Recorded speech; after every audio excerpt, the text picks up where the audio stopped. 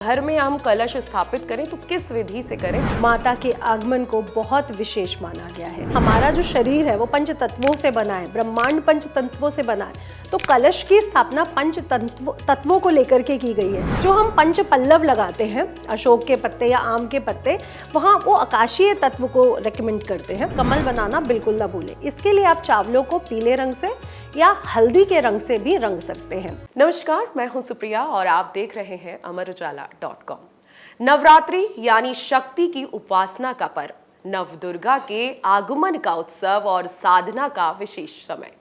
चैत्र नवरात्रि का ज्योतिष में विशेष स्थान है क्योंकि यह नया विक्रम संवत लेकर आती है और इस दौरान ग्रहों की स्थिति विशेष रूप से जीवन को प्रभावित करती है। बहुत ही विशेष दिन होता है नवरात्रियों का। इस वर्ष की चैत्र नवरात्रि किस तरह से आपके जीवन में बदलाव ला सकती है, कौन से ज्योतिषीय संयोग इस बार विशेष लाभकारी रहने वाले हैं और किन उपायों से आपको माता रानी की कृपा प्राप्त होने वाली है, इस विषय पर विस्तार से चर्चा करने के लिए हमारे साथ मौजूद हैं गोल्ड मेडलिस्ट ज्योतिष मार्तंड डॉक्टर नितिशा मल्होत्रा जी। नमस्ते, आपका बहुत बहुत स्वागत है। माता रानी का पावन पर्व शुरू होने वाला है और सभी लोगों के मन में बस एक ही सवाल होता है कि माता रानी को कैसे खुश किया जाए। तो आपसे सबसे पहले सवाल हमारा यही रहेगा कि माता रानी को चैत्र नवरात्रि शुरू होने से पहले क्या क्या तैयारी हम लोगों को कर लेनी है जिससे कि माता रानी खुश हो जाए। सभी को जय माता दी। तो माता रानी आ रही है और हम सभी को आशीर्वाद देने आ रही है। और ये 9 दिन इतने पावन हैं क्योंकि हमारे धर्म शास्त्रों में, सनातन धर्म में भी माता के आगमन को बहुत विशेष माना गया है, जहाँ पर पूरी सृष्टि की रचना इसी दिन से शुरू होती है। विक्रम संवत का पहला दिन भी चैत्र मास की शुक्ल पक्ष की प्रतिपदा तिथि को शुरू होता है और माँ की नवरात्रि भी इसी दिन आरंभ हो जाती है। तो माँ के जो 9 रूप हैं, वो माँ अपने एक एक रूप को पृथ्वी पर, भूमि पर अपने बच्चों के लिए कैसे कैसे आगे बढ़ा रही है। उनका एक एक रूप हमारे जीवन की उत्पत्ति को दिखाता है।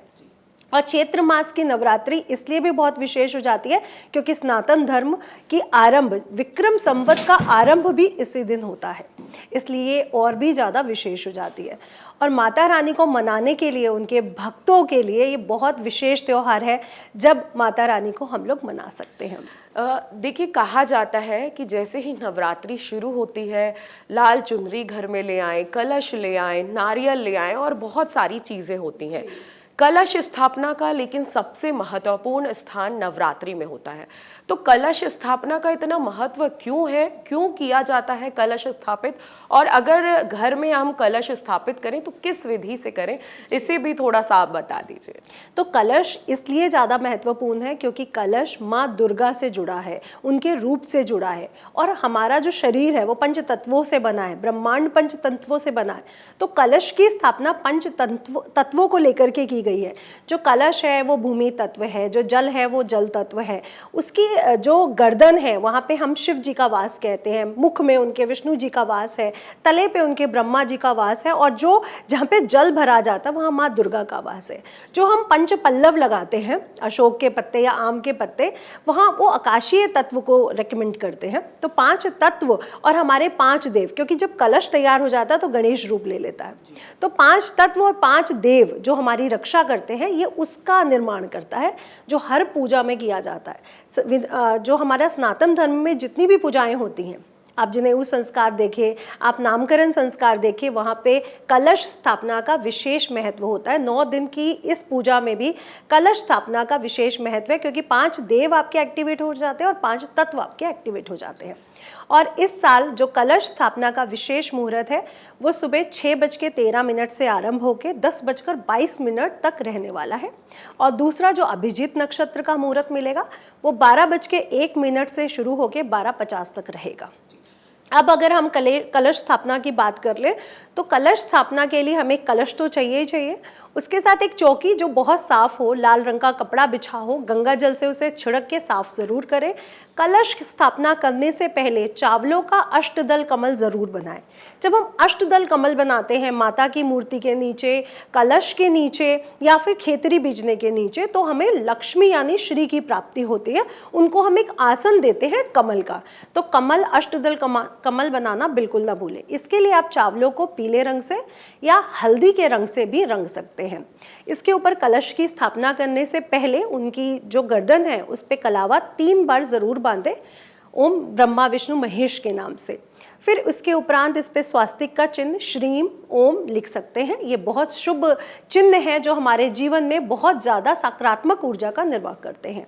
उसके बाद कलश स्थापना करें। गंगा जल, इसमें एक सुपारी, एक हल्दी की गांठ, 2 हरी इलायचियाँ, 2 लौंगे छोड़े और एक सिक्का डालना बिल्कुल ना भूलें। और दूर्वा, क्योंकि दूर्वा भी माँ को बहुत प्रसन्न करती है, इसलिए दूर्वा भी ज़रूर डालें। और उसके उपरांत एक कोरा यानी एक ढक्कन रख के उस पर चावल भर दें। चावल हमारी लाइफ में समृद्धि का प्रतीक है, अच्छी आयु का प्रतीक है। हमारा पैसा कभी भी खर्च ज़्यादा ना हो, हमारे पास पैसा जुड़े, इसका प्रतीक है। क्योंकि अक्षत है ना, वो कभी उसका अक्षय नहीं किया जा सकता। इसके ऊपर जब नारियल रखें तो उस पर चुनरी या कलावा बांध के ज़रूर रखें। ये बहुत विशेष है क्योंकि नारियल रखने से ही पंच तत्व पूर्ण होते हैं। ये गणेश रूप ले लेता है। तो वो कहते हैं ना, हमारी रक्षा करे ब्रह्मा विष्णु महेश, माँ दुर्गा और गणेश जी के साथ।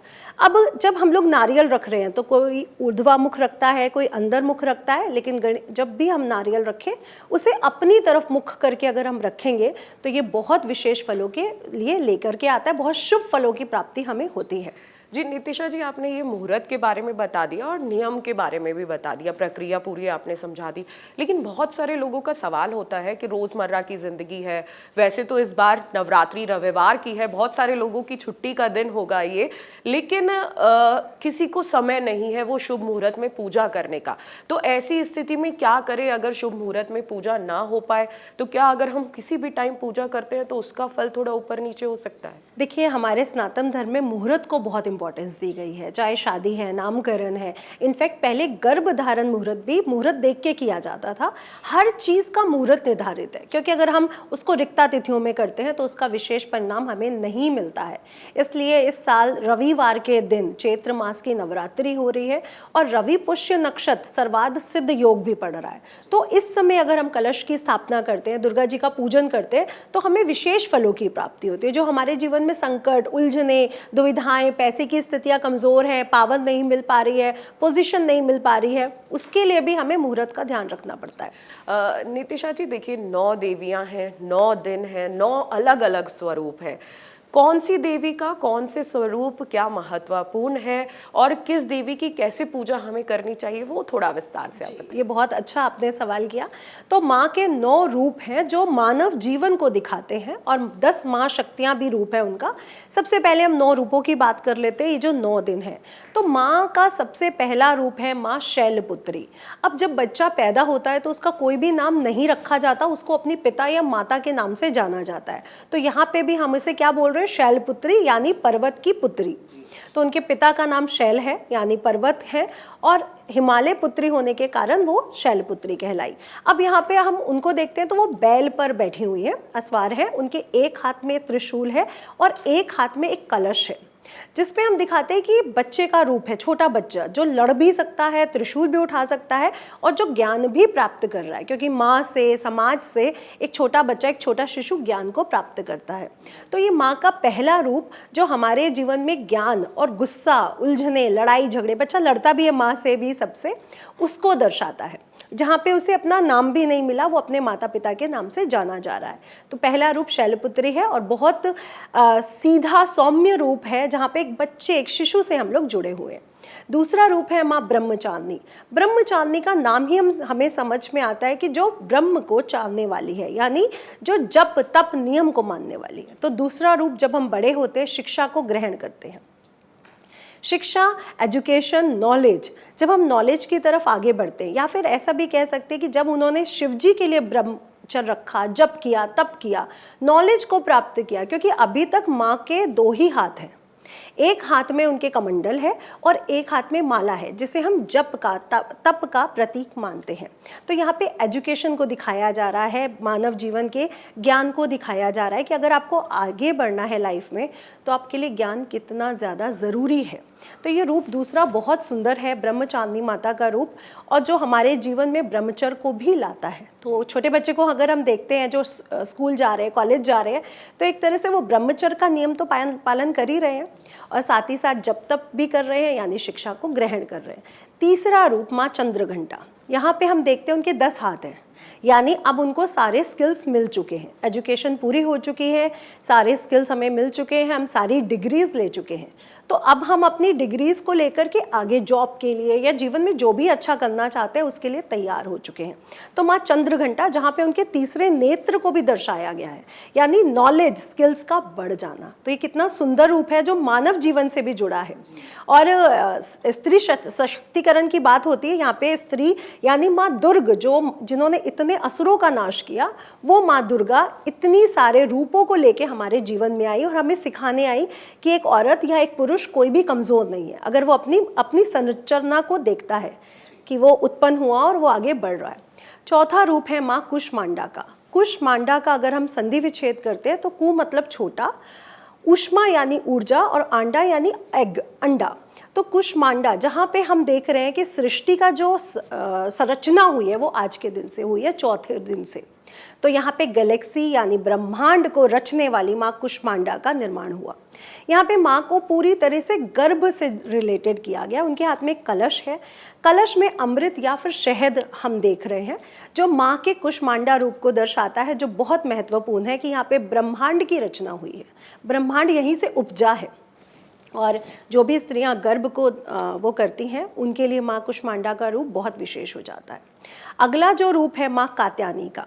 माँ कात्यायनी का छठा रूप माँ कात्यायनी से पहले माँ स्कंद माता जो 5वां रूप है। यहाँ पे स्कंद यानी कार्तिकेय जी उनकी गोद में है। तो कार्तिकेय जी गोद में है, यहाँ पे उनके हाथ में ना कोई अस्त्र है ना कोई शस्त्र है, यानी एक माँ जो सिर्फ और सिर्फ अपने बच्चे के साथ जुड़ी रहना चाहती है। उनकी गोद में कार्तिक यानी स्कंद जी विराजमान है। तो ये माँ का वो सौम्य रूप है, वो ममतामयी रूप है जो सिर्फ अपनी संतान के साथ जुड़ा है। इसके बाद आती है माँ कात्यायनी। अब आप देख रहे हैं कि यहाँ पे 2-2 हाथ थे, फिर तीसरे रूप में उनके 10 हाथ आए, यहाँ पे माता के 8 हाथ हैं। यानी जब एक बच्चा पैदा होता है तो माँ जॉब भी कर सकती है, माँ घर भी संभाल सकती है, माँ बच्चे को भी संभाल सकती है। तो उसकी स्किल्स कितनी डेवलप हो रही है। अब उनके 18 हाथ हो चुके हैं, तो ये उनके स्किल्स को दर्शाता है। और जो बहुत महत्वपूर्ण है, जो युद्ध भी कर सकती है, जो जप तप भी कर सकती है, जो कमल के फूल की तरह सौम्य भी है, शांति प्रिय भी है, जो अपने बच्चे के लिए कुछ भी कर सकती है। और माँ के इसी रूप ने, कात्यायनी रूप ने ही असुरों का नाश भी किया है। माँ कात्यायनी के बाद अगला जो 7वां रूप आता है वो आता है कालरात्रि। कालरात्रि के 2 मतलब है, काली रात या फिर काल यानी जो समय है उसके ऊपर आगे बढ़ जाने वाली कालरात्रि। तो माँ कालरात्रि एक ऐसा क्रूर गुस्से वाला रूप है माँ का, जहाँ पे उन्होंने असुरों का संहार किया है। जहाँ जीवन में बच्चों के जब भी कष्ट आएगा तो माँ कालरात्रि के रूप में आके हमें बचाएंगी और हमारी रक्षा करेंगी। तो माँ कालरात्रि का रूप बहुत विशेष हो जाता है। अगर आपको जप तप नहीं कर सकते, आपको भय है तंत्र से या किसी नकारात्मक ऊर्जाओं से, तो माँ कालरात्रि आपकी रक्षा करती हैं। ये 7वां रूप है। और छठे दिन से ही आप देखते हैं कि पूजा की जो ऊर्जा है वो बहुत ज़्यादा बढ़ जाती है। 7वां दिन तो ऐसी ऊर्जा होती है, अब चारों तरफ देखते हैं कि ऊर्जा बहुत ज़्यादा बढ़ चुकी है। वो हमें अपने अंदर भी फील होती है, हमें अपनी नाभि में भी फील होती है कि ऊर्जा बहुत ज़्यादा बढ़ रही है। 8वां जो रूप आता है वो महागौरी का आता है। ये परिवार वाली देवी है जो कार्तिक जी के साथ, जो गणेश जी के साथ, जो शिव जी के साथ, पूरे फैमिली के साथ जुड़ी हैं, जो अस्त्र शस्त्र भी लिए हैं लेकिन फैमिली को प्यार करने वाली है। तो ये बहुत सौम्य और बहुत प्यारा रूप है। इसीलिए अष्टमी वाले दिन हम लोग पूजन करते हैं, जो गृहस्थी होते हैं, इसीलिए अष्टमी वाले दिन पूजन किया जाता है, क्योंकि हम परिवार के साथ रहते हुए गृहस्थ नियमों का पालन करते हुए माँ को मना रहे हैं। अब नवा जो रूप आता है माँ सिद्धिदात्री। अब माँ के पास सारे स्किल्स हैं, सारे गुण हैं, सारी चीज़ें आ चुकी हैं, वो ब्रह्मांड की रक्षा कर रही हैं। तो माँ का ये रूप सिद्धिदात्री देने वाला है, जहाँ पर एक महिला है जो अपने पोती को, अपने पोते को, अपने बच्चों को, अपने जमाई को, अपने बहू को सारे चीज़ें स्किल्स दे सकती है, एडवाइस दे सकती है, यानी सिद्धियाँ देने वाली माँ, नवनिधियाँ देने वाली माँ। तो ये माँ का संपूर्ण रूप है जो पूरे ब्रह्मांड की रक्षा कर रहा है और ब्रह्मांडीय ऊर्जा को मानवीय ऊर्जा के साथ जोड़ भी रहा है। तो ये नवा रूप माँ का बहुत महत्वपूर्ण है सिद्धिदात्री का, क्योंकि माँ अब हमें सिर्फ और सिर्फ देने आती है। जी बिल्कुल, 9 देवियां, 9 स्वरूप और हर माता की अलग अलग सिद्धियां, अलग अलग ताकत, अलग अलग शक्तियां। ये तो 9 रूपों की बात हो गई, लेकिन अभी थोड़ा सा दुविधा है इस बार की चैत्र नवरात्रि में कि ये नवरात्रि 8 दिन की है या 9 दिन की है, क्या अष्टमी नवमी एक दिन मनाई जाएगी? तो ये हमारे दर्शकों की जो दुविधा है वो आप दूर करें। हाँ जी, तो इस बार 8 दिन की नवरात्रि है। अष्टमी और नवमी, राम नवमी या फिर सिद्धिदात्री माँ का दिन, ये एक ही दिन मनाया जाएगा। और इस बार माँ आ भी रविवार के दिन रही है, रवि पुष्य नक्षत्र पे, रवि संयोग पे, और जा भी रविवार रही है, वो भी अगेन रवि पुष्य नक्षत्र पड़ रहा है, रवि संयोग पड़ रहा है। तो बहुत विशेष है ये माँ का आना भी और माँ का जाना भी। तो इस बार अष्टमी नवमी एक ही दिन मनाई जाएगी। 6 अप्रैल को अष्टमी भी है और नवमी भी है। नितिशा जी, अभी आपने बताया कि माँ का आना जाना बहुत ज़्यादा विशेष है, तो हमने कई बार सुना भी है कि माँ का वाहन बताता है, वो संकेत देता है कि भविष्य में क्या होने वाला है, अच्छा होगा या बुरा होगा, या बहुत सारे संकेत। तो इस बार माता का वाहन क्या रहेगा और माता का वाहन क्या संकेत लेकर आ रहा है? तो माता का वाहन बहुत शुभ संकेत और हमें अशुभ संकेत भी दे सकता है। इस बार माता गज यानी हाथी पर विराजमान होके आ रही है और जा भी गज पर रही है। गज पर आना यानी शांति का प्रतीक, ऊर्जा का प्रतीक और सकारात्मक ऊर्जाओं के बढ़ने का प्रतीक है, समृद्धि का प्रतीक है। तो हमारे जीवन में इस बार माँ के आना ये दर्शाता है कि हमारे जीवन में समृद्धि आने वाली है। जहाँ पर हम ग्रह गोचर की बात कर रहे हैं, लोग शनि परिवर्तन से डरे हुए हैं, राहु परिवर्तन से डरे हुए हैं, इतने बड़े बड़े नवग्रह परिवर्तन 2025 में हो रहे हैं, वहीं माँ का गज पे आना सुख और समृद्धि का प्रतीक माना जा रहा है। आपने बताया, अभी ग्रहों की चर्चा की, ग्रहों की बात की, तो जैसे ही नवरात्रि शुरू हुई उससे पहले जो है सूर्य ग्रहण भी लगा, शनिश्चरी अमावस्या भी उस दिन थी और बहुत सारे जो ग्रह हैं इधर उधर गए हैं। तो इसका क्या प्रभाव नवरात्रि पर रहेगा या राशियों पर भी इसका कोई विशेष सहयोग या विशेष प्रभाव पड़ने वाला है? तो एक ही दिन पहले हम देख रहे हैं कि अमावस्या तिथि तो हर बार ही आती है चैत्र नवरात्रि के पहले। अमावस्या अगर बुरी है तो दिवाली अमावस्या पर नहीं मनाई जाती, और अगर पूर्णमासी इतनी शुभ है तो होली पूर्णमासी पर नहीं पड़ती। तो अमावस्या तिथि अपने आप में ही विशेष है। अमावस्या तिथि न्यू मून यानी नए प्रारंभ को, आरंभ को दिखाती है। तो जो अमावस्या तिथि है उसी दिन सूर्य ग्रहण का पड़ना, शनि अमावस का होना और शनि का राशि परिवर्तन करना, ये क्या चीज दिखा रहा है? अगर हम ध्यान से देखें कि अमावस्या तिथि पर नकारात्मक शक्तियां बहुत ऊर्जावान हो जाती हैं, सूर्य ग्रहण पर भी तंत्र मंत्र सिद्ध होते हैं, नकारात्मक शक्तियों को कैद किया जाता है, पॉजिटिव ऊर्जा, सकारात्मक शक्तियों को बढ़ाया जाता है। तो एक दिन पहले सूर्य ग्रहण का होना, शनि अमावस, इतनी बड़ी अमावस होना और शनि का राशि परिवर्तन करना, ये बताता है कि जितनी भी नकारात्मक ऊर्जा है वो बहुत ज्यादा ताकतवर हो रही है। लेकिन अब दूसरे ही दिन माँ का आना, वो भी गज पर आना, ये दिखाता है कि माँ का आशीर्वाद है, वो सारी नकारात्मक ऊर्जाएं अब कहीं ना कहीं छुपेंगी, अपना सहारा ढूंढेंगी कि कोई तो उनको सहारा दे, क्योंकि दुर्ग यानी दुर्गा जिन्होंने सारे असुरों का नाश किया वो आ रही हैं। तो ये बहुत विशेष समय है जहां पर नकारात्मक ऊर्जाएं बहुत एक्टिवेट हुई हैं और माँ का आना वो भी गज पर, वही जो लोग कह रहे हैं ना कि शनि राशि परिवर्तन है, शनि अमावस है, ये होगा वो होगा, तो ये प्रतीक है माँ का गज पे आना कि जो भी चीजें हैं मैं आशीर्वाद देने, ब्लेस करने अपने बच्चों के पास आ रही। तो मतलब जो भी होगा या जो भी राशि परिवर्तन है, जो शनि है वो मीन राशि में प्रवेश कर रहे हैं और ग्रहों के बहुत सारे उथल पुथल हमें देखने को मिलेंगे, तो मतलब दर्शकों को घबराने की बात नहीं है। बिल्कुल, तो दर्शकों को बिल्कुल घबराने की बात नहीं है। वैसे भी जो माँ के आशीर्वाद से जुड़ा है, माँ से जुड़ा है, उससे तो वैसे भी डरने की बात नहीं है। माँ दुर्ग रूप है, अस्त्र शस्त्रों को लिए हैं, असुरों का नाश करने वाली हैं और सकारात्मक ऊर्जा को बढ़ाने वाली हैं। जी देखिए, अभी जो चल रहा था कि किसी के जीवन में शनि की 7.5 चल रही थी, किसी राशि वालों के बारे में जीवन में, या किसी के में अब ढैया चल रही थी। लेकिन अभी जो ये परिवर्तन हुआ अमावस्या से, बहुत सारे ग्रह इधर उधर हुए, जिससे कि जो ये सारी चीजें थी आगे पीछे हुई, किसी के में अब रहेगी, किसी के में शनि जो 7.5 है वो आएगी। ऐसे में नवरात्रि के दिनों में कुछ विशेष उपाय हैं कि लोग पहले से पहले भगवान को मना लें, थोड़ा सतर्क हो जाए कि जो जीवन में उथल पुथल आने वाला है या जो अच्छी चीज आने वाली है वो थोड़ा बैलेंस होके चले। तो अब हम देख रहे हैं कि शनि राशि परिवर्तन कर रहे हैं और वो मीन राशि में जा रहे हैं, जहाँ पे 7.5 अभी भी कुंभ, मीन और मेष की आरंभ हो रही है। लेकिन अब कुंभ का लास्ट सेकेंड फेज शुरू हुआ है, लास्ट फेज वो मेष में आके कंप्लीट करेंगे। तो यहाँ पे 3 राशियों की 7.5 चल रही है। और ढैया की अगर मैं बात करूँ, जब चंद्रमा से चौथे 8वें शनि होते हैं तो ढैया लगती है।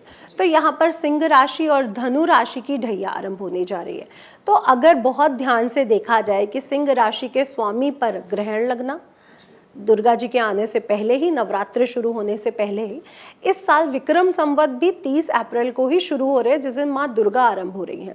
अब यहाँ पर जो राजा बन रहे हैं वो भी सूर्य हैं, मंत्री भी सूर्य हैं। तो सूर्य ग्रह बहुत ज़्यादा पावरफुल होने जा रहा है। ग्रहण के बाद भी उसकी ऊर्जा बढ़ने जा रही है, क्योंकि वो राजा और मंत्री भी बनने वाले हैं। तो बिल्कुल अपना ग्रहों पर असर तो दिखाएंगे ही दिखाएंगे, और लोग डर भी रहे हैं। तो मैं सबसे पहले कहूँगी, अगर आप माँ को मनाते हैं, किसी भी तरह से उनको साधना करते हैं, दुर्गा सप्तशती का पाठ करते हैं, दुर्गा जी के विशेष मंत्र ओम जयंती मंगला काली भद्रकाली कपालिनी दुर्गा शिवा क्षमा धात्री स्वधा स्वाहा नमस्तुते सर्वमंगल मांगले शिवे सर्वार्थ साधिके शरण्ये त्र्यंबके गौरी नारायणी नमस्तुते, या श्री सूक्तम कनक धारा का पाठ कर लेते हैं तो भी आपको विशेष फलों की प्राप्ति होती है। और एक उपाय जो सब ग्रहों को शांत कर सकता है, माँ पर डेली अगर आप गन्ने का रस या अनार के रस से उनका अभिषेक कर देते हैं तो नवग्रह शांत हो जाते हैं। तो उनका अभिषेक जरूर करिए, जैसे हम सावन में शिव जी का अभिषेक करते हैं, माँ का अभिषेक होना बहुत जरूरी है, इससे नवग्रह शांत रहते हैं। अच्छा, ये 9 दिनों में ही करने हैं या वैसे भी हम कर सकते नहीं, हैं? 9 दिनों में तो करना ही करना है, वैसे भी हम कर सकते हैं। अगर आप डेली नहीं कर सकते जॉब के कारण तो फ्राइडे कर लीजिए, दुर्गा अष्टमी पर कर लीजिए, शुक्ल पक्ष की अष्टमी तिथि पर, अदरवाइज डेली करिए, बहुत ही अच्छा है। अच्छा, जैसे आप मंत्र और ये सब थोड़ा थोड़ा आपने बताया, लेकिन कोई एक ऐसा मंत्र जो इंसान चलते फिरते कर ले, जो ज़्यादा कठिन भी ना हो और माता रानी की साधना भी हो जाए? जी, तो दुर्गा जी का निर्वाण मंत्र, जिसमें माँ सरस्वती, माँ काली और माँ लक्ष्मी तीनों लीन है। माँ सरस्वती जो ज्ञान की देवी है, माँ लक्ष्मी जो धन की देवी है, और माँ काली जो सभी विपत्तियों से बचाने वाली देवी है, काल को हरने वाली देवी है। ओम ऐं ह्रीं क्लीं चामुंडाय विच्चे, ये सभी को करना चाहिए, पुरुषों को, स्त्रियों को, बच्चों को। ये माँ का ऐसा मंत्र है जो आपको हर तरह से बचाता भी है, हर संकट से, आपके जीवन में बुद्धि विवेक को भी बढ़ाता है और आपके जीवन में धन की स्थिति को भी स्ट्रॉन्ग करता है। जी देखिए, अभी हमने ग्रहों की बात करी, तो ग्रहों का बदलाव बहुत ज़्यादा इस बीच देखा जा रहा है। और क्या इस समय जो ग्रह के बदलाव हो रहे हैं वो राजनीति, अर्थव्यवस्था या देश पर कोई असर डालने वाले हैं? बिल्कुल, जैसे कि हम देख रहे हैं विक्रम संवत और माँ दुर्गा का चैत्र नवरात्रि का आरंभ, सूर्य ही राजा सूर्य ही मंत्री हैं, तो इसका पूरा का पूरा प्रभाव हमारी राजनीति पर पड़ेगा।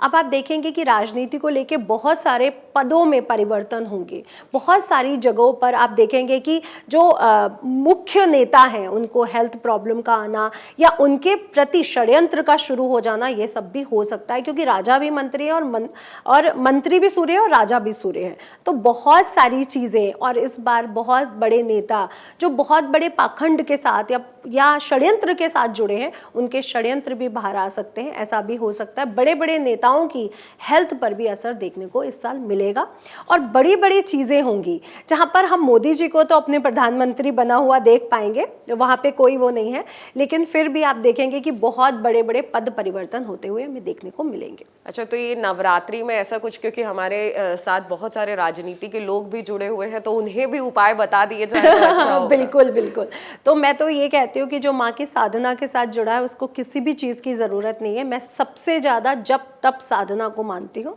उसके उपरांत अगर आप राजनीति से जुड़े हैं तो माँ पीताम्बरा जो दतिया शक्तिपीठ है, जो हिमाचल प्रदेश शक्तिपीठ है, यहाँ पे ज़रूर जाएं। और हिमाचल प्रदेश में हवन का नियम है और दतिया में जप तप का नियम है। अगर आप अपनी पद प्रतिष्ठा को बढ़ाना चाहते हैं, राजनीति को स्ट्रॉन्ग करना चाहते हैं, तो माँ पीताम्बरा आपको हर प्रकार के कलह कलेश से, आपको कोर्ट केसेस से, आपको राजनीति में बहुत उच्च पद की प्राप्ति करवा सकती हैं। तो माँ पीताम्बरा को ब्रह्मास्त्र रूपिणी भी कहा गया है। ओम ब्रह्मास्त्र रूपिणी देवी माता चित्त शक्ति माता को बहुत विशेष ब्रह्मांड की रूपिणी कहा गया, ब्रह्मास्त्र रूपिणी कहा गया है।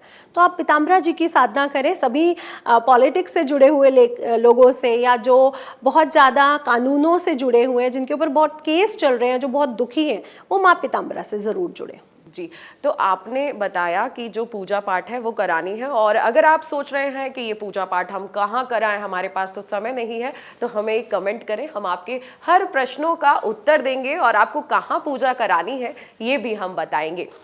नितिशा जी, अब मैं जानना चाहूँगी कि जो नवरात्रि होती है उसमें पूजा होती है, कई लोग तंत्र मंत्र की साधना भी करते हैं, देवी को प्रसन्न करते हैं, अलग अलग तरह की पूजा नवरात्रि में की जाती है, लेकिन क्या ग्रह दोष की पूजा नवरात्रि में हो सकती है? जी बिल्कुल।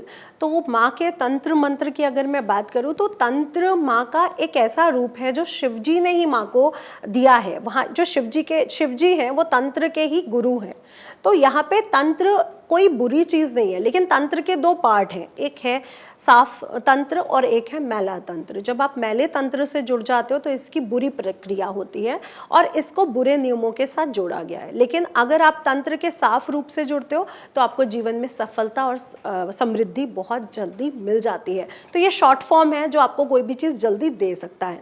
तो तंत्र से बचना है या किसी भी बुरी नकारात्मक शक्ति से बचना है, माँ काली के क्लीम मंत्र का जाप करें। माँ काली को लौंग की माला अगर आप चढ़ा देते हैं, काला धागा लीजिए, लौंग की माला बनाइए अपने हाथों से बैठ के 108 लौंगों की, और उनको जाके आप पहले दिन या 9 दिन लगातार या फिर सप्तमी वाले दिन उनको अर्पित करिए। आप फिर कमाल देखिए कि हमारे जीवन में जितनी भी नकारात्मक शक्तियाँ थी वो बिल्कुल गायब हो जाएंगी। आपको लगेगा भी नहीं कि क्या हो रहा था हमारे साथ। तो ये सबसे बड़ा है, माँ काली 10 रूपों में सबसे ज़्यादा सर्वशक्तिमान है। उसी के बाद उनके 10 रूपों की विवेचना की जाती है जो सारे ही तंत्र रूप हैं, जैसे माँ तारा है, माँ मातंगी है, माँ कमला है, माँ धुमावती है, माँ त्रिपुर सुंदरी है। तो वो काली जी सबसे महत्वपूर्ण मुख्य रूप, पहला रूप है उनका। जी नितिशा जी, देखिए ऐसा देखा गया है कि नवरात्रि में सब लोग पूजा करते हैं, कलश स्थापित करते हैं, लेकिन बहुत बार होता है न चाहते हुए भी उन्हें 9 दिनों तक कहीं जाना पड़ जाता है,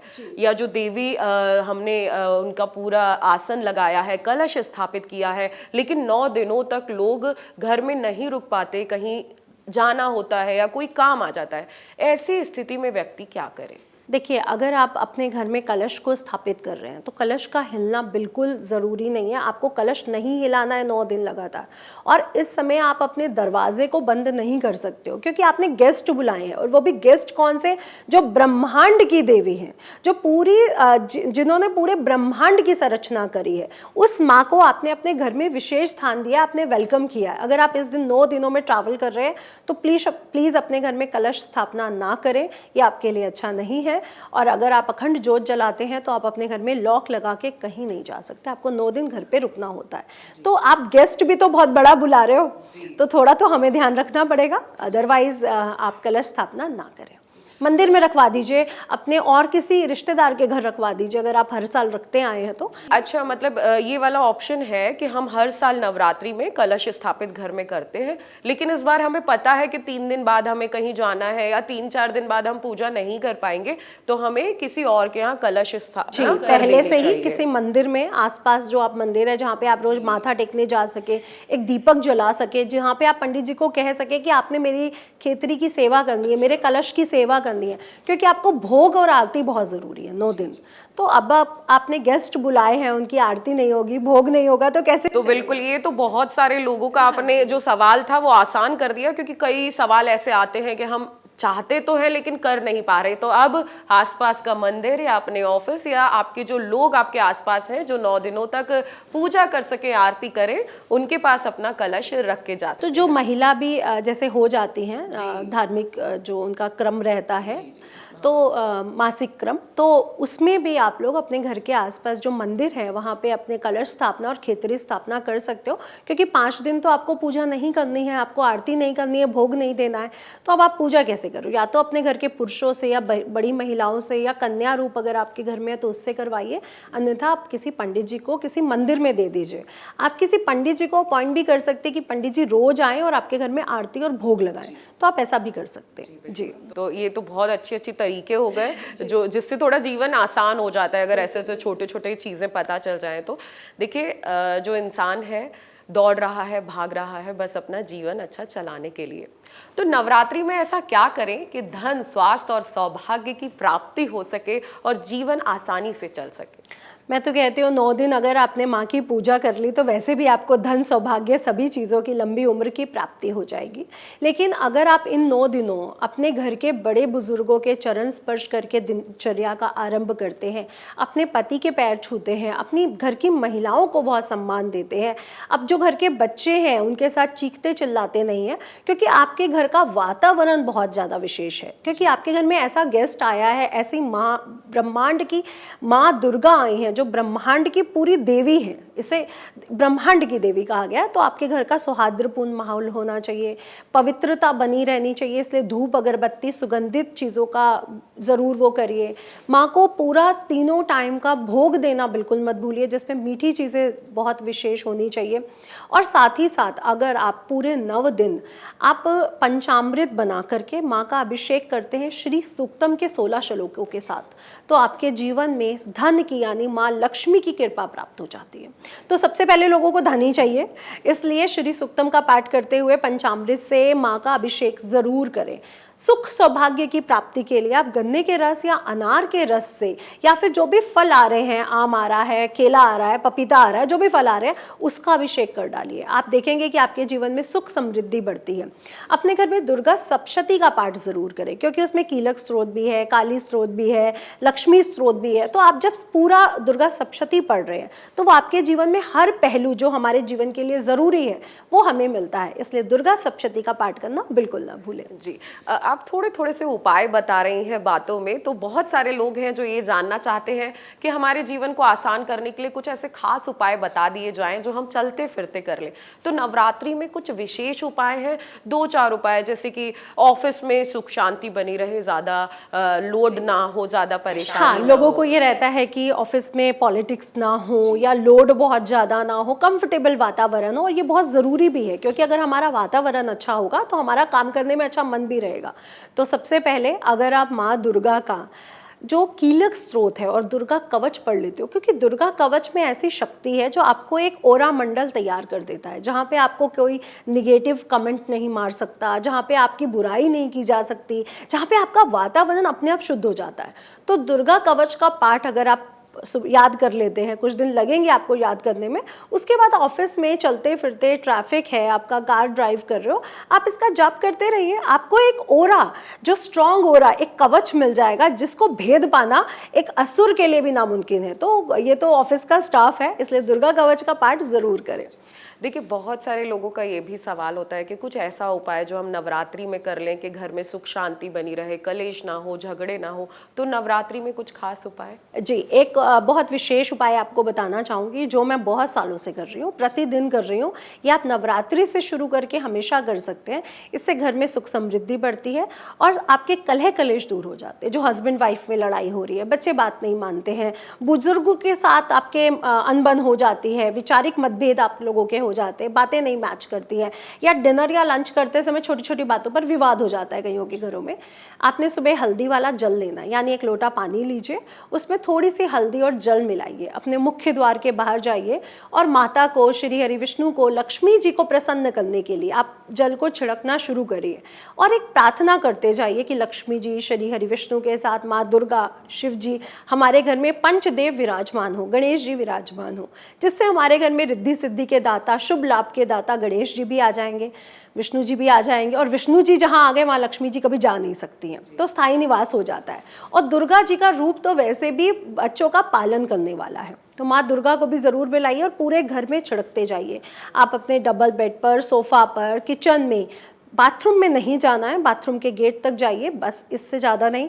पेड़ पौधों पर, बालकनी पर, हर जगह इस जल को छिड़किए सुबह सुबह। और आप देखेंगे इसके बाद आप अपनी पूजा वगैरह कर लीजिए, सूर्य देवता को जल देना, मंदिर में पूजा करना। आप देखेंगे कि कुछ ही दिनों में आपके घर का वातावरण चेंज हो जाएगा और पैसा आप लोगों के घर टिकने लगेगा। लोगों की शिकायत रहती है पैसा टिकता नहीं है, तो पैसा टिकने लगेगा इस उपाय से। तो ये हल्दी वाला जल हमारे जीवन में प्रॉस्पेरिटी को लाता है, विष्णु तत्व को बढ़ाता है, और जब विष्णु तत्व बढ़ जाता है तो श्री यानी लक्ष्मी तत्व अपने आप स्ट्रांग हो जाता है। जी नितिशा जी, बहुत छोटे उपाय आप बता रहे हैं और ये कोई भी कर सकता है। और लोगों का आजकल देखिए, आपने भी देखा होगा कि समस्या है संतान प्राप्ति नहीं हो रही। कई डॉक्टरों को दिखा लिया, बहुत पूजा पाठ कर लिया, लेकिन ऐसा कुछ नवरात्रि में एक बार कोशिश करें या कुछ उपाय करें ताकि माता रानी का आशीर्वाद उन पर बना। तो जैसे कि मैंने आपको बोला, जो गर्भ धारण नहीं कर पा रही हैं या फिर जो गर्भ धारण तो किया है सूर्य ग्रहण के कारण या और कोई तकलीफ ना हो उनके जीवन में, तो आप माँ कुष्मांडा की पूजा जरूर करें, आराधना जरूर करें। ओम माँ कुष्मांडा देव्य नमः का अगर आप जाप कर लेते हैं, ओम माँ स्कंद रूपेण देवी माता का अगर आप जाप कर लेते हैं, अगर आप अपनी संतान के लिए बड़ी विचलित रहती है, संतान बीमार है, पढ़ती नहीं है, तो ये दोनों मंत्रों का जाप एक माँ कर सकती है अपने बच्चे के लिए। गर्भ धारण के लिए ओम कुष्मांडा दिव्य नमः, और संतान अगर हो चुकी है उसके लिए ओम स्कंद माता रूपेण दिव्य नमः आप जाप करिए। आपको दोनों ही चीज़ों में बहुत ज़्यादा अच्छे फल मिलेंगे। और अगर आपका दाम्पत्य जीवन अच्छा नहीं है, हस्बैंड वाइफ में नहीं बनती है, तो ओम कात्यायनी दिव्य नमः, क्योंकि कात्यायनी देवी दाम्पत्य जीवन का स्वरूप है, तो इसके लिए भी आप कर सकते हैं। और अगर आप लव मैरिज करना चाहते हैं, प्रेम विवाह चाहते हैं, तो भी माँ कात्यायनी देवी आपके जीवन में आपके प्रेम को बढ़ा सकती हैं, आपके प्रेम को ला सकती हैं। तो ओम कात्यायनी देवी नमः का जाप भी आपके जीवन में प्रेम विवाह को बढ़ा सकता है, प्रेम विवाह ला सकता है। जी बिल्कुल, ज्योतिष में इतने सारे उपाय हैं। आप अपना सवाल बताइए, हम आपको उत्तर देंगे। और अगर आपके भी कोई सवाल है तो आप हमें कमेंट करते जाइए। नितिशा जी का समय निकाल के हम आपको हर सवाल के जवाब देने के लिए यहाँ बैठे भी हैं। नितिशा जी, नवरात्रि का मौका है और आपने कई उपाय बता दिए।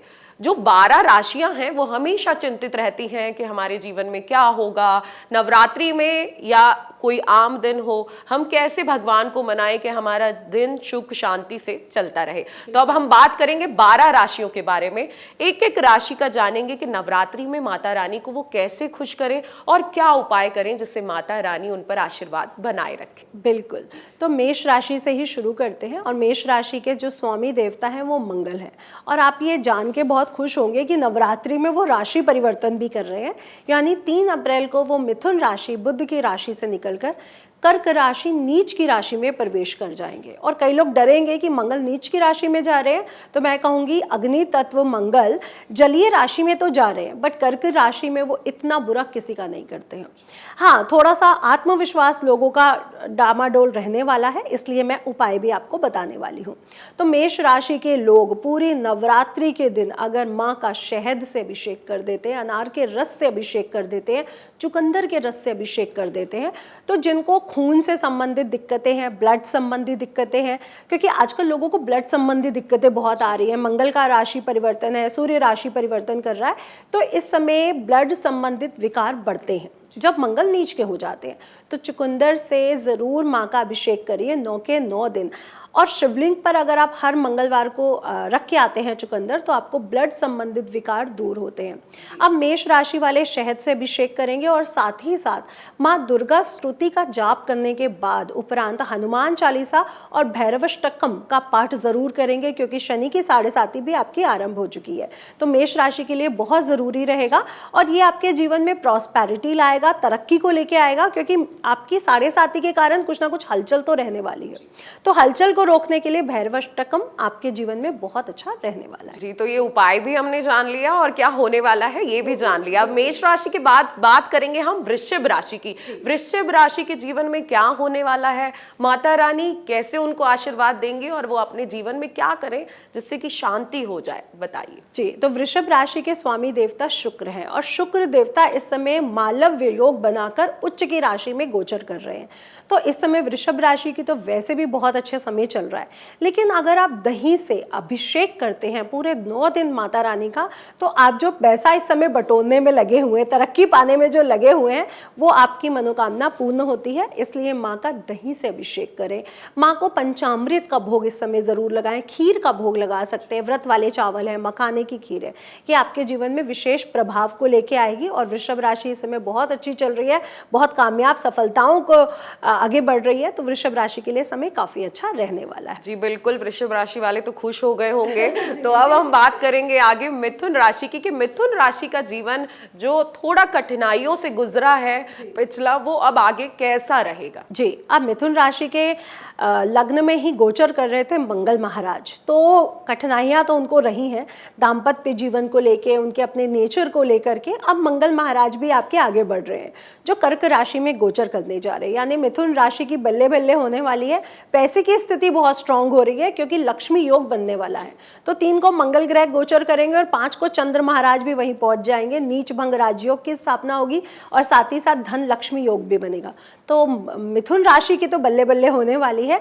आपके लिए बहुत अच्छा रहेगा पूरे 9 दिन माता रानी पर दूर्वा चढ़ाना, या दूर्वा के रस से अगर आप अभिषेक कर देते हैं तो फिर मैं क्या बात कहूं कि मिथुन राशि वाले पैसे गिनना नहीं वो रोक पाएगी, इतना पैसा उनके जीवन में आएगा। तो बस बिल्कुल आपको दही चढ़ाना है और पैसों की बरसात करने के लिए माता रानी तैयार ही है। अब बात करेंगे कर्क राशि की। कर्क राशि का जो आने वाला समय है वो कैसा रहने वाला है, माता रानी की क्या वो विशेष उपासना करें कि माता जी खुश हो जाएं। तो कर्क राशि के स्वामी ग्रह चंद्र महाराज हैं और चंद्र महाराज 5 तारीख को लक्ष्मी योग बनाकर कर्क राशि में उपस्थित रहने वाले। यहाँ पर मंगल का गोचर होने जा रहा है और कर्क राशि पर वैसे भी गुरु महाराज की असीम कृपा रहती है। तो आप हल्दी युक्त दूध से, यानी केसर या दूध मिलाना है, हल्दी मिलानी है, एक मीठा पदार्थ तैयार करना है, इसमें थोड़ी सी शक्कर डालना बिल्कुल मत भूलिएगा, और अभिषेक कर देना माँ का। और जब आप अभिषेक कर रहे हो तो दुर्गा चालीसा पढ़ते जाएं। आपके जीवन में जो भी मंगल के कारण आत्मविश्वास डामाडोल हो रहा है, या गुस्सा तीव्र आपका बढ़ रहा है, या उलझने बढ़ रही है जीवन में, तो आपकी ये दूर हो जाएंगी। वैसे कर्क राशि का समय काफ़ी अच्छा है, इसलिए डरने की बिल्कुल ज़रूरत नहीं है। तो केसर युक्त दूध, थोड़ी सी हल्दी और थोड़ी सी शक्कर मिलाना बिल्कुल ना भूलें। जी, तो बहुत छोटे छोटे उपाय हैं जो आप बता रही हैं और आप लोग तो कर ही सकते हैं क्योंकि बहुत कम समय में ये हो जाएंगे, क्योंकि बहुत छोटे उपाय हैं। अब हम बात करेंगे सिंह राशि के बारे में। ग्रहों के बदलाव में शायद सिंह राशि पर भी कोई प्रभाव पड़ रहा है, तो नवरात्रि कैसी रहेगी और ये जो ग्रहों के बदलाव से सिंह राशि पे प्रभाव पड़ने वाला है ये कैसा रहेगा। तो सिंह राशि के स्वामी सूर्य पर एक दिन पहले ग्रहण पड़ रहा है और दूसरे ही दिन विक्रम संवत की शुरुआत दिन रविवार से सूर्य राजा और सूर्य मंत्री से ही होने जा रही है। तो सूर्य महाराज इस साल के राजा रहने वाले हैं, इसलिए सूर्य अनुशासन के देवता हैं। तो स्पेशली सभी राशियों के लिए और सिंह राशि के लिए अनुशासन अपने जीवन में लाइए, नहीं तो आप अपना ही बुरा कर बैठेंगे।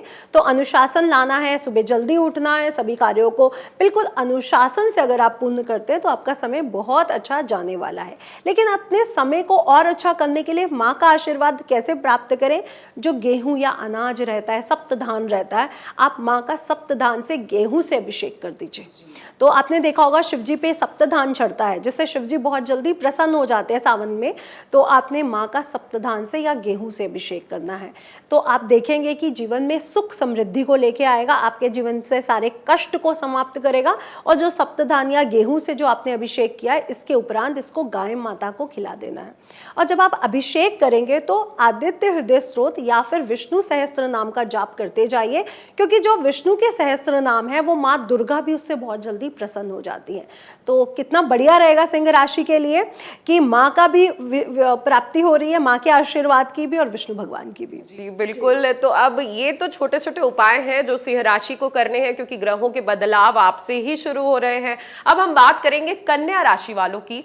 कन्या राशि वालों पर माता क्या कृपा बरसाने वाली है और क्या उपाय करें कि जीवन आसान चलता रहे? तो कन्या राशि के स्वामी ग्रह बुध हैं और सूर्य के साथ उच्च यानी मेष राशि में गोचर करने जा रहे हैं। अभी तक वो नीच की स्थिति में चल रहे थे।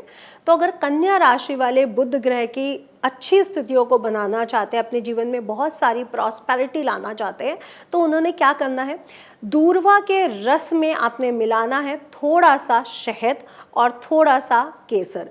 इससे आपकी जो गुरु की ऊर्जा है, जो बुद्धादित्य योग है, वो भी बन जाता है। तो इस तीनों चीज़ों का एक मिश्रण बनाइए और माँ का अभिषेक कर डालिए और साथ ही साथ कीलक स्त्रोत जो दुर्गा स्तुति में लिखा हुआ है उसको ज़रूर पढ़िए। आपके जीवन में जो भी कष्ट चल रहे हैं, जो भी झंझट छोटे छोटे चल रहे हैं, वो दूर हो जाएंगे और बहुत सुख समृद्धि के साथ माँ का आशीर्वाद आपको प्राप्त होगा। जी बिल्कुल। तो कन्या राशि के बाद बात करेंगे हम तुला राशि की। उनके जीवन में क्या होने वाला है और माता रानी की कैसे विशेष उपासना उनको करनी है? जी, तुला राशि के स्वामी ग्रह शुक्र महाराज हैं, उच्च की राशि यानी मीन राशि में गोचर कर रहे हैं। तो पहली बात तो बता दूं, तुला राशि का समय बहुत अच्छा चल रहा है, लेकिन गुप्त शत्रु आपको कहीं ना कहीं दिक्कत दे सकते हैं।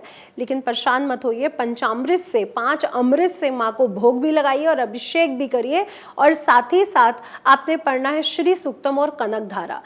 दुर्गा जो माँ का दुर्ग रूप है, वो आपके शत्रुओं को अपने आप नाश कर देगा, क्योंकि आप चढ़ा रहे हैं वहाँ पे माँ के ऊपर पंचामृत।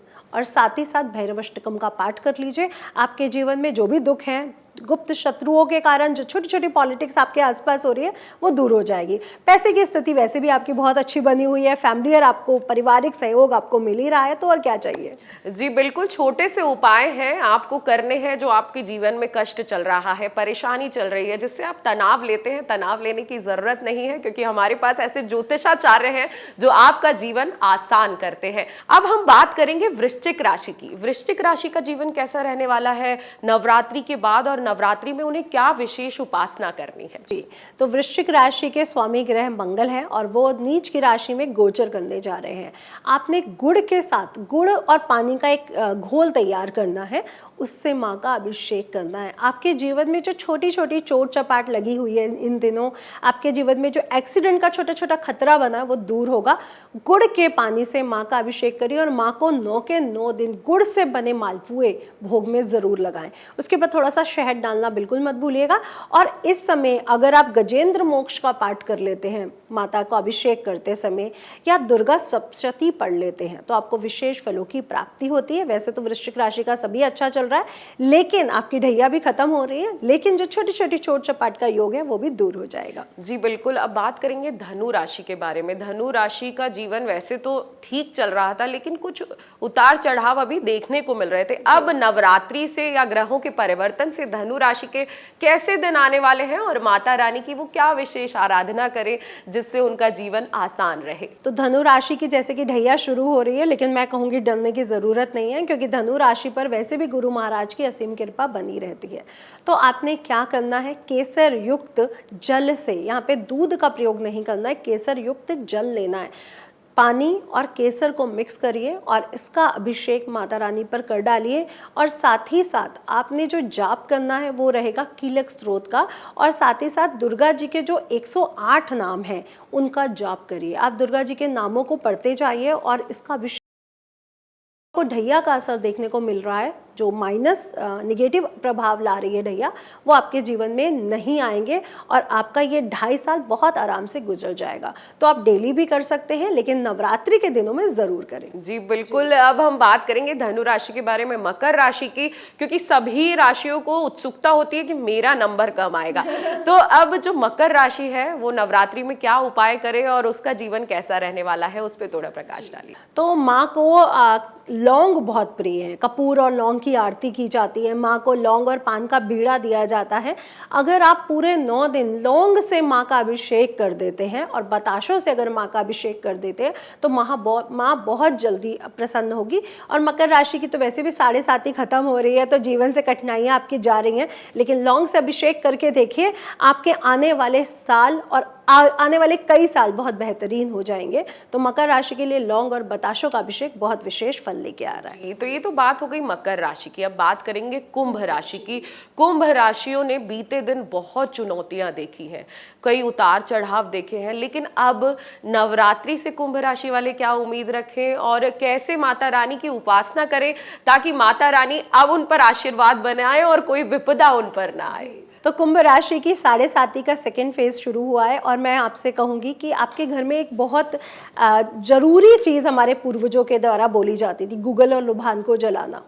अपने घर में गूगल लुभान का धुआं ज़रूर करें, क्योंकि नकारात्मक शक्तियां आपको थोड़ा सा दुखी कर सकती है। वैसे आपकी पैसे की स्थिति बहुत स्ट्रांग होने वाली है, इसलिए अनार के रस से माँ का अभिषेक आपके लिए बहुत विशेष रहने वाला है, क्योंकि शनि का रंग नीला है और अनार के रंग भी पर्पल सा नीला सा रंग आता है, उससे शनिदेव बहुत जल्दी प्रसन्न हो जाते हैं। तो अनार के रस से माँ का अभिषेक करके देखिए, आपके जीवन में जो भी रुकावटें आ रही थी वो पल में अब आपकी दूर होने लग जाएंगी। जी, अब बात करेंगे अंतिम मीन राशि की, क्योंकि मीन राशि वालों को इंतजार रहता है कि हमारा नंबर कब आएगा, और अब मीन राशि का इंतजार आ चुका है। तो आप बता दीजिए कि माता रानी की उपासना उनको कैसे करनी है और क्या विशेष संकेत लेकर आ रही है माता रानी। तो मीन राशि की 7.5 चल रही है और मीन राशि के लोग घबराए भी हैं, क्योंकि 5 ग्रहों की पंचायत होने वाली है इस नवरात्रि पर मीन राशि में। तो आपने क्या करना है, मीन राशि धर्म की राशि है, जलीय राशि है, शनि का आना शुभ संकेत को लेकर के आ रहा है। मैं फिर भी कहूंगी कि मीन राशि में जब जब शनि आए हैं धर्म को आगे बढ़ाया,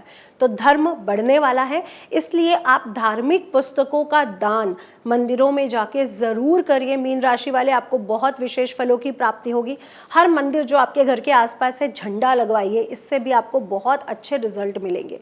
और अगेन केसर युक्त दूध और हल्दी युक्त दूध से अगर आप माँ का अभिषेक करते हैं, दुर्गा सप्तशती का पाठ करते हुए, कनक धारा का पाठ करते हुए, तो आपके जीवन में जो जॉब को लेके, नौकरी को लेकर, पैसे को लेकर के जो टेंशन हो रही है वो भी दूर हो जाएगी।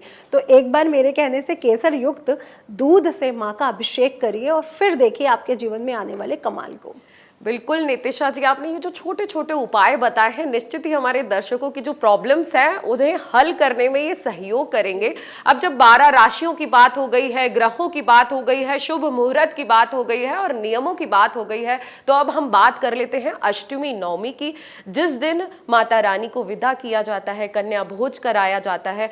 उसके क्या नियम है, थोड़ा विस्तार से बता दीजिए और फिर हम अपने अंतिम सवाल की ओर बढ़े। हाँ जी, तो अष्टमी नवमी, अष्टमी जैसे महागौरी का दिन है। इस दिन परिवार यानी गृहस्थ जो होते हैं वो लोग माता की जो कन्या भोग है वो करवाते हैं, माँ को विदाई देते हैं। और माँ इस बार विदा भी गज पर ले रही हैं। तो आप लोग सुबह सुबह ब्रह्म मुहूर्त के समय, क्योंकि अष्टमी नवमी एक ही दिन पड़ रही है, उसी समय ब्रह्म मुहूर्त के समय उठकर अपने छोले पूड़ी हलवे का प्रसाद बना ले। कई लोग चावल बनाते हैं, कई लोग नहीं बनाते हैं, लेकिन हलवा छोले पूड़ी होता है, क्योंकि काला जो अनाज है, जो चने हैं, वो होना बहुत शुभ रहता है। इससे जो राहु केतु शनि के जो दुष्ट प्रभाव है वो भी आपके समाप्त होते हैं। तो इसका भोग माँ को लगाने के उपरांत दक्षिणा के साथ आप कन्या भोज जरूर कराएं, ब्राह्मणों को भोज जरूर कराएं, गौ माता को जरूर भोग लगाएं और अपने घर के बड़ों को भी पहले बिठाएं। उसके उपरांत आप खाना करें, अपना भोजन स्वीकार करें। ये आपके लिए बहुत विशेष रहता है। दुर्गा सप्तशती का पाठ करना आज के दिन बिल्कुल ना भूलें। इसमें आपके जीवन के सभी पहलुओं को लेके एक एक अध्याय है जो हमारे जीवन में सभी संकटों को दूर करता है। तो दुर्गा सप्तशती का पाठ जरूर करें। इसके उपरांत नवमी तिथि लग जाएगी, तो 12 बज के कुछ मिनट 12:49 पे आपकी तिथि चेंज हो रही है। यहाँ पे आप कन्या भोज, जो गृहस्थ जीवन से नहीं जुड़े, जो साधु महात्मा, जो बड़े बड़े अलग रह के अपने जीवन यापन कर रहे हैं, वो कन्या भोज ज़रूर कराएं। और कन्या भोज के साथ साथ अगर आप 9 गाँव को भी भोजन करवा देते हैं, 9 कन्याओं को भोजन करवाते हैं, 9 महिलाओं को भोजन करवाते हैं, तो विशेष फलों की प्राप्ति होती है। तो मैं आप सभी से कहूँगी, लोग कन्या भोजन कराते हैं क्योंकि माँ कन्या रूप में है। जो माँ त्रिपुर सुंदरी है वो 16 साल 12 साल की कन्या रूप में, इसलिए उनको भोजन करवाया जाता है। लेकिन सुहागनों को भी भोजन जरूर कराएं, क्योंकि शुक्र राहु एक साथ चल रहे हैं और जून तक एक साथ रहने वाले हैं। तो अगर आप सुहागन महिलाओं को भोजन करवा देते हैं नवमी वाले दिन, अष्टमी पर कन्या और नवमी पर सुहागन स्त्रियों को, तो इससे जो लंपट योग या स्त्री दोष की जो स्थापना हो रही है, इससे भी आपको मुक्ति मिलती है। जी बिल्कुल, आपने इतनी छोटी छोटी बातें बताई और हर चीज को बारीकी से बताया। आप जो भी इस वीडियो को देख रहे हैं, हमारे विशेष कार्यक्रम को देख रहे हैं, अगर आपके कोई सवाल है तो हमें कमेंट जरूर करें, हम आपके हर सवालों का जवाब देंगे। देखिए, अब नवरात्रि का पावन पर्व है, जाते जाते आपने इतनी विशेष चीजें बता दी हैं, तो जाते जाते अब आपको हमें ये बताना है कि हम ऐसी क्या चीजें हैं जिन्हें विशेष हमें ध्यान रखना है और जो आगे का जीवन चलने वाला है, क्योंकि नया संवत हमारा अभी से शुरू होता है, जो हिंदू धर्म का है, नवरात्रि से शुरू हो जाएगा, तो पूरे साल अब हमें किन बातों का ध्यान रखना है? ये बहुत अच्छा क्वेश्चन है कि नवरात्रों से हमारा विक्रम संवत शुरू हो रहा है, तो पूरा साल हम कौन सी बातों का ध्यान रखें। राजा सूर्य, मंत्री सूर्य, यानी अनुशासन। अब क्या है, लोग 10 बजे उठ रहे हैं, 8 बजे उठ रहे हैं, नहीं। अब अगर आपको ये साल अपने जीवन में सफलता को लाना है तो आपने सूर्य उदय के समय उठ जाना है। सूर्य आदित्य हृदय का पाठ जरूर करिए, विष्णु सहस्त्र नाम पढ़ लीजिए, दुर्गा कवच पढ़िए, अपने गुरु मंत्रों का जाप करिए। आप देखेंगे जब अपने जीवन को आप अनुशासन लाएंगे तो आपको ये साल सफलता से कोई नहीं रोक सकता। दूसरा, जितना रात्रि का पहर आगे बढ़ता है उतना राहु ज़्यादा प्रभावशाली हो जाता है, इसलिए रात को टाइम से सोइए। टाइम से सोने से आपका चंद्र ग्रह भी अच्छा होता है, शनि राहु केतु भी आपको बुरा इफेक्ट नहीं दे पाते हैं, इसलिए अनुशासन का आना बहुत ज़रूरी है। झूठ से बच के रहें, तामसिक भोजन से बच के रहें। जो तामसिक भोजन है, जो तामसिक चीज़ें हैं, वो हमारे अंदर तम जो गुण है उसको ज़्यादा प्रभावशाली करते हैं। तो जब हमारे तामसिक गुण प्रभावशाली हो जाएंगे तो हमारा अध्यात्म में, हमारा किताबों में, पुस्तकों में मन कैसे लगेगा भाई। तो इसलिए अपना तामसिक भोजन से बच के रहें। मैं सबसे कहूँगी जितना आप लोग अवॉइड कर सके उतना अच्छा है, क्योंकि आयुर्वेद भी यही कहता है कि तामसिक भोजन हमारे पेट के लिए भी अच्छा नहीं होता, शरीर के लिए भी अच्छा नहीं होता। और नेचर के साथ जुड़े, क्योंकि सूर्य ग्रह आपको ऊर्जा दे रहा है, रोशनी दे रहा है, सब कुछ तो सूर्य ग्रह दे रहा है। हम उन्हें क्या देते हैं? एक लोटा जल। तो नेचर के साथ जितना आप इस साल जुड़ते हो उतना आपके लिए अच्छा है, क्योंकि आज हम लोग फ्लैट्स में, कोठियों में रह रहे हैं जहाँ पे हम नेचर से दूर होते जा रहे हैं। इस साल धार्मिक यात्राएं ज़रूर करें, पहाड़ों पर ज़रूर जाएं। अगर ऐसा करते हैं तो ये साल आपका बहुत बेहतरीन जाएगा। अपने घर के बुजुर्गों की सेवा ज़रूर करें, क्योंकि सूर्य क्या है? आपके घर का बुजुर्ग, आपका पिता। तो सूर्य यानी पिता को, बुजुर्ग के पैर डेली छुए, उनको अपने हाथों से जल पिलाइए, पानी पिलाइए, तो विशेष फलों की प्राप्ति होगी। जी बिल्कुल। देखिए, त्योहार तो एक बहाना होता है, अगर हम अपने जीवन में छोटी छोटी चीज़ें करने लग जाएं तो वही उपाय हैं, वही चीज़ें हैं जो आपके जीवन को सुधार सकती हैं, जो आपके जीवन को आसान कर सकती हैं। तो नवरात्रि में विशेष पूजा पाठ करें, जो नितिशा जी ने हमें बताया है वो सभी चीज़ों को आप नियम पूर्वक करें तो निश्चित ही माता रानी आपसे ज़रूर खुश होंगी। नितिशा जी, आपने हमें समय दिया और इतनी अच्छी अच्छी बातें बताई, उसके लिए बहुत बहुत धन्यवाद। जी, ये तो थी हमारे साथ डॉक्टर नितिशा जी। आगे भी हम आपको ऐसे ही विशेष सत्र दिखाते रहेंगे, आपके सवालों के जो जवाब है हम देते रहेंगे। आप हमारे साथ बने रहिए और देखते रहिए amarujala.com। जय माता दी। अगर आपको हमारा ये वीडियो पसंद आया हो तो हमारे चैनल जीवांजलि को सब्सक्राइब करें